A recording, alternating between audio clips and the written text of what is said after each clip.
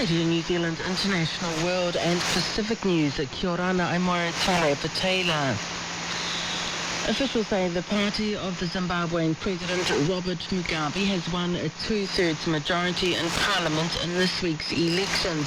The Zimbabwe Election Commission says ZANU-PF has won 142 seats in the 210-seat chamber.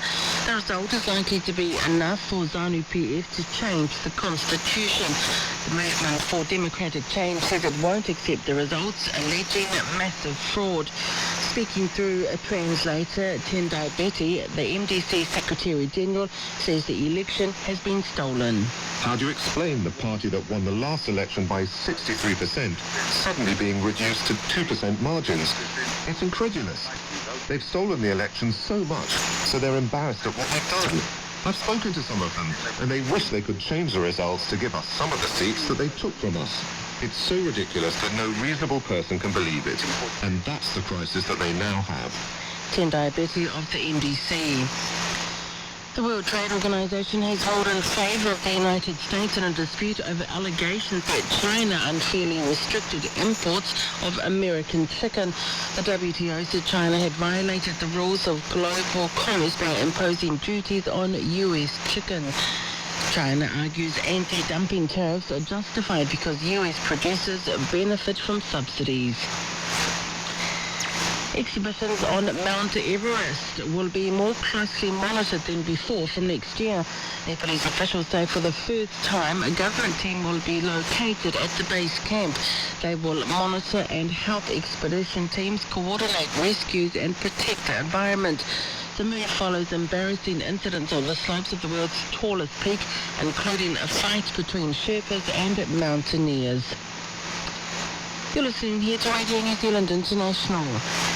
The Tuvalu opposition has voted the Willie Telavai government out of power after weeks of political acrimony. The government had managed a number of manoeuvres to avoid a vote, including failing to call Parliament for nearly 8 months.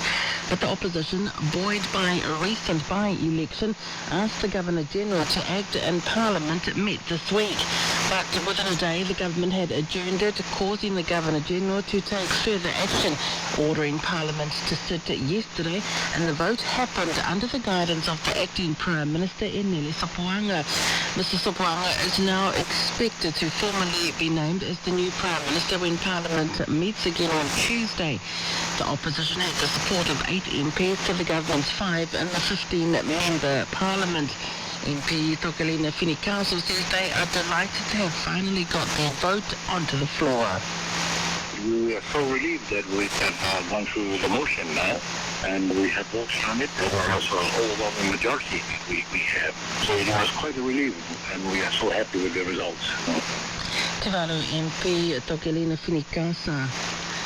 The director of Fiji's University Centre for International and Regional Affairs says an inaugural Fiji-led Pacific Island gathering next week is clearly intended to reinvent the Pacific Islands Forum without Australia and New Zealand. The 3-day Pacific Islands Development Forum succeeds Fiji's engaging with the Pacific meeting set up by Fiji following its suspension from the Pacific Islands Forum. China, Kuwait and the United Arab Emirates are among those funding the meeting in Denarau. Professor Richard Hurst says the 3-day gathering is intended as a rival to the Pacific Islands Forum. There's no doubt about that. The plot and the name and everything else about it suggests that this is the intention. Whether we'll have the resources to do that, I mean, it's being funded by a number of outside powers. It probably won't stay the distance, but if it survives even as a parallel body, it will weaken the role of Australia and New Zealand through the forum of our way. Professor Richard Hurst of the University of Fiji. Fiji's Foreign Affairs Minister Ratu Nuku'ikura says that the 23 Pacific countries attending will be able to discuss their own challenges. He says Australia and New Zealand will be among 10 official observers at the meeting. The ratings agency Standards & Poor's says the outlook for French Polynesia is stable, but it expects a budgetary improvement as a result of last month's tax reforms. The agency says the BB Plus rating comes after a decade of political instability, weak revenue and expenditure management, and very unfavourable economic conditions. It cites a 3% GDP decline from 2008. Sports Agency says since election in May, there is a stable political majority and a willingness to restore public finances. That's the news.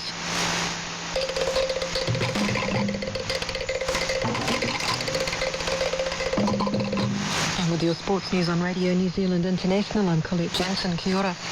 Organisers of the Pacific Mini Games in Wallace and Futuna say the event will provide a lasting legacy to local sport in the territory.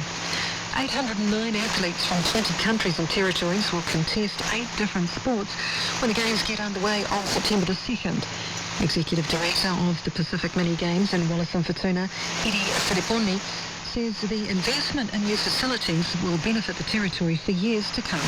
The fight that the local sport movement can now evolve with high-performance sports facilities will be beneficial for the entire population. This is a stepping stone to organize in the coming years other sports or cultural events. Wallace and Futuna can prove its capacity to receive this kind of event, and it certainly opens the door to future collaboration with the other islands in the area. Eddie Filiponi says the construction of the venues and other games infrastructure has also provided a welcome boost to the local economy. Super Rugby finalists, the Chiefs and the ACT Brumbies, will play each other for the first time this season when they contest tonight's final in Hamilton. A quirk of the draw means the last time these two sides played one another was last year in Falkland, when the Chiefs won 29-22 in Hamilton. Alex Coogan-Reeves looks at some of the other interesting statistics that could have a bearing on tonight's final. The Chiefs have scored more points than any other side throughout the competition this year, despite averaging the least amount of possession of any of the other 14 teams. The Chiefs' line-out has also been one of the worst performing in the competition, winning only 78% of their own throw-ins. The Brumbies, on the other hand, are the most penalised team in the tournament, conceding 11 per game, a reputation which could hurt them in a tight final. Overall, the Brumbies hold the head-to-head advantage between the sides, winning 11 of their 18 encounters, while the Chiefs have won 6. This is Alex Coogan-Reeves. Meanwhile, his Wallabies swan song didn't go as planned, but George Smith is hoping to lead Australian rugby with a fairy tale ending for the ACT Brumbies. The 33-year-old will equal fellow Brumbies legends Stephen Larkham and George Gregan's club's records of 5 Super Rugby Championship Games appearances when his side plays the defending champions, the Chiefs, tonight. While he didn't get the Wallabies send-off he was hoping for in the lost British and Irish Lions series decider last month, he'll have a second chance tonight. Go out on the final beat like this, and I'd love that to do the way that my career with the Brumbies. Had a great career with the Brumbies, and the support I've had from the Brumbies community and wider community has been fantastic. So to lead this organisation to win in the final would be fantastic. George Smith. To basketball, in the American point guard Cedric Jackson, who led the Breakers to consecutive ANBL basketball titles in his 2 years with the Auckland-based club, has announced he won't be returning. Jackson, who won the league's Most Valuable Player award last season, took part in a recent NBA Summer League and is set to sign a deal with a European club. The Breakers coach Dean Vickerman isn't surprised by the news and says they were always going to struggle financially to keep Jackson for a third season. It's disappointing to, obviously, Breakers fans who loved him and got to see a fringe NBA player play in this country. It's disappointing for the league as well, but we understand where we sit. We've got $1 million salary cap, and it just came down to that the European offer was probably double what we were able to offer. Dean Vickerman says they already have a list of prospects to replace Jackson and expect to make a signing in the next 2 weeks. To league and the Sydney Roosters are the new National Rugby League leaders, seeing off injury-hit Penrith 42-6 at Centrebet Stadium last night. In other NRL game, the Newcastle Knights drew 18-all with the visiting Brisbane Broncos after Golden Point extra time at Hunter Stadium. The Australian cricketers remain in control after 2 days of the third Ashes Test at Old Trafford with a lead of 475 runs Australia declared for 527 for 7, and England are reeling at 52 for 2 at stumps. Captain Michael Clark's top scored for Australia with 187. That's his sport.